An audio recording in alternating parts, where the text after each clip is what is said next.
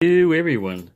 So today I got in this Corbin railroad lock, and it's got that type of keyway. It had no key to it. I've got this Adlake that I've got a key, and you can see the keyway is different. Well, before I tried the Adlake key, I was trying my lever tool, and I was levering up there, and then I got a Allen wrench, and I tried that, and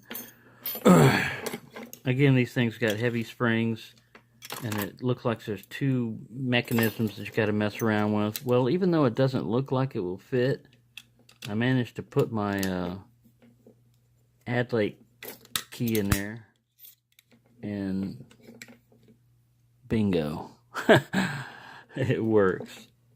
It's not exactly designed for it, but you can lock it and unlock it with this key.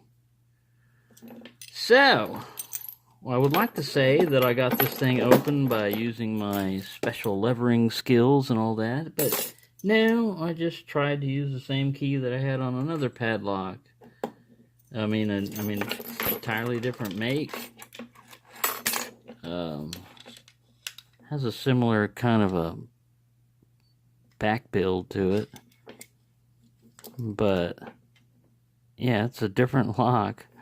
Has a different, like I said, this one's hanging to the left and that one's going to the right, but worked anyway. So there you go. Sometimes you could just try an old key, even if it's not fitted right. The main thing is if you can get that barrel to fit in there. So thank you everyone for watching. Here's that little Corbin. We can zoom in so it says, that's all, the only markings it got on it. Corbin, made in USA. There's no other markings. I like that they, see now, the Adlake was so easy to drill because these were popped over rivet heads, and the drill just fit right in there. Now these are peened over like brass, so it would be much harder to drill these guys out just simply by doing that. So, but yeah, looks like it's got a thicker shackle on it too on this Corbin. There you go. That's all I've got for you today. Adventures in levering.